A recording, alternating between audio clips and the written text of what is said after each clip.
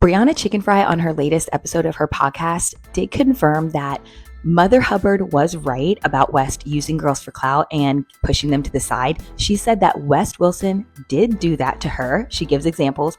And she also confirmed that West Wilson did tell her that him and Amanda were hooking up at the Super Bowl.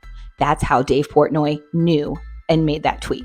Now, a lot of people were speculating, how did Dave know? How did it come out with Briana? How did Briana Chicken Fry even know? All that kind of stuff. Jesse Solomon said, I don't think Dave Portnoy's lying, but yet we didn't really get to the bottom of how Briana Chicken Fry found that out. So yeah, she said West told her when they were at the Super Bowl, this past Super Bowl, January 5th, 6th, whatever, that him and Amanda were hooking up. So she said the Super Bowl before last, she was hooking up with West. And then now this Super Bowl, West told her that he was hooking up with Amanda. So yeah, she went on to say that basically West does use girls for clout. She was like, he did the same exact thing to me. She was like, we were kind of hooking up and we were talking about okay, let's keep this hush hush. You guys are both people in the, media realm or whatever, fame, public sphere, whatever. So let's not talk about it. So they agreed not to talk about it. And then all of a sudden he gets on TMZ all drunk and sweaty. He was like, yeah, I'm making out with Briana Chicken Fry. And that's what Briana was like, wait, what? Why did you just say that in the public? Why are you constantly talking about women in the public eye like this behind their back? I'm totally confused. So yeah, she cleared a couple things up. But yeah, he definitely told her that they hooked up at the Super Bowl, which was early February. So yeah, I mean, this is all coming to an end, but please let me know your guys' thoughts on that. Yeah, just let me know what you guys think. West is at it again. We'll see who his next victim is, other than Amanda, because he's not only talking to Amanda right now. There's multiple other people he's talking to. So I guess we'll see. Let me know what you guys think. If there is one thing Summer House fans are realizing right now, it is that the show may never look the same again. Honestly, after everything that happened this season, maybe it was never going to. Between Amanda Batula and West Wilson's shocking relationship, friendships falling apart, Kyle Cooke trying to pick up the pieces, and Ciara Miller becoming the emotional center of the entire season. It almost feels like Bravo has reached a crossroads. And now we're hearing that producers are reportedly preparing one of the biggest shakeups in the show's history. If these reports are accurate, Summer House Season 11 isn't just getting a few cast tweaks. It sounds like Bravo wants to completely redefine what this show looks like moving forward. And honestly, that tells me producers know the fallout from Scamanda changed far more than just one relationship. It changed the entire franchise. The last few months have been just a strain on the friend group, obviously. It's been really sad and really shocking, and I think people don't realize at times that we are all friends. That's the point of this. We're good friends, and so this was difficult for everyone, especially Ciara, and it's sad to see. But here's where things start getting really interesting. Reports suggest Amanda may be returning in a much smaller role if she comes back at all. Think about how unbelievable that would have sounded just 1 year ago. Amanda has been one of the defining faces of Summer House for years. Her relationship with Kyle helped build some of the show's biggest storylines. Their engagement, wedding, marriage struggles, and eventual divorce became part of the DNA of the series. Yet, now we're hearing producers may be scaling her role back while simultaneously building the future around Ciara. That isn't just a casting adjustment, that is a complete shift in direction. So it turns out that Lindsay Hubbard was actively preparing to hand Summer House over to Ciara, Jesse, and West before all hell broke loose. Lindsay Hubbard recently did an interview with Gibson Johns on the Gabbing with Gib podcast, where she talks about how she was planning to be done with Summer House for good. Lindsay said that last year was meant to be a transitional year, and she felt good leaving the show in the hands of Jesse, West, and Ciara. And Lindsay said she had many conversations with Jesse and West specifically saying, I am passing you the baton. You now need to perform. You need to have opinions and stand by them, and you need to do stuff. You can't just sit back and relax and enjoy the ride anymore. You've been here for 3 years.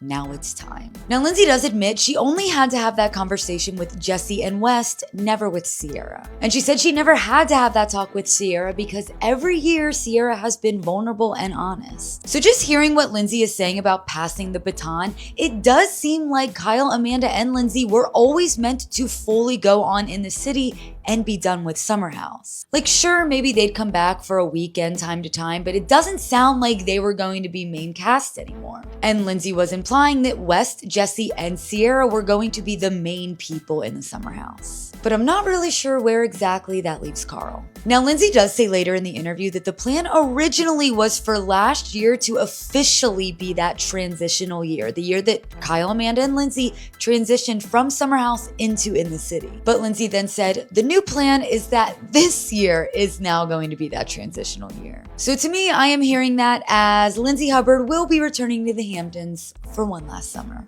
Also, Gibson asked Lindsay if she sees a future for West in the group, and Lindsay very quickly responded saying, no. Then there is West Wilson, whose reported departure may end up being one of the biggest losses for the show. Love him or hate him, West became one of the central figures in everything that happened this season. His relationship with Amanda completely changed the trajectory of the show. His friendships with Kyle and Jesse Solomon unraveled. His complicated history with Ciara resurfaced in ways nobody expected. Every major storyline somehow found its way back to him. So if he truly is gone, producers suddenly have a massive hole to fill. That may be another reason they reportedly want Ciara front and center. She already has emotional connections with nearly every remaining cast member, making her the natural bridge into whatever comes next. I want to talk about the weaponization of kindness as a tool used by the powerful to silence dissent.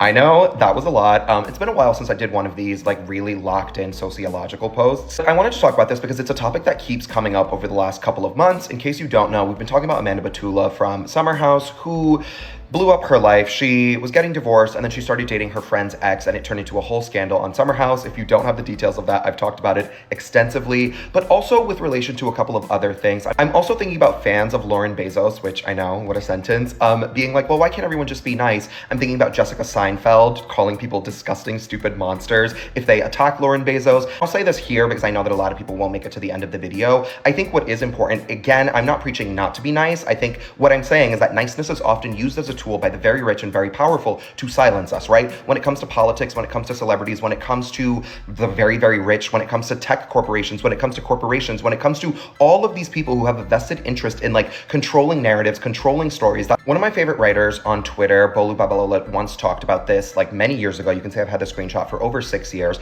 People who exalt niceness often are doing this thing to preserve the status quo. I've talked about this at length before, but when we talk about YT supremacy culture, which I'll refer to as supremacy culture after this, one of the ideas that I talk about a lot is the right to comfort. People from the dominant culture, usually WASPs, when we're talking about American culture, usually want their feelings prioritized above all else, right? It's not the truth that's being appeased, it is their feelings. One of the other things that we talk about when we talk about supremacy culture is fear of open conflict, right? That goes very hand in hand with the right to comfort, but it's this idea that any dissent, anything mean or rude or slightly unpleasant or slightly, even if it's true, slightly roughly is inappropriate and needs to be destroyed and needs to be not talked about, right? It is one of these things that is very, very shocking to people from the dominant culture. It's one of those things that we've seen play out in structural ways as well, where a couple of years ago, Colin Jost was like, well, we should all be nice to each other, right? When people were like, no, we should be mean to Republicans or mean to people in the White House, people were like, no, there was still this very, very large sense from the Democratic left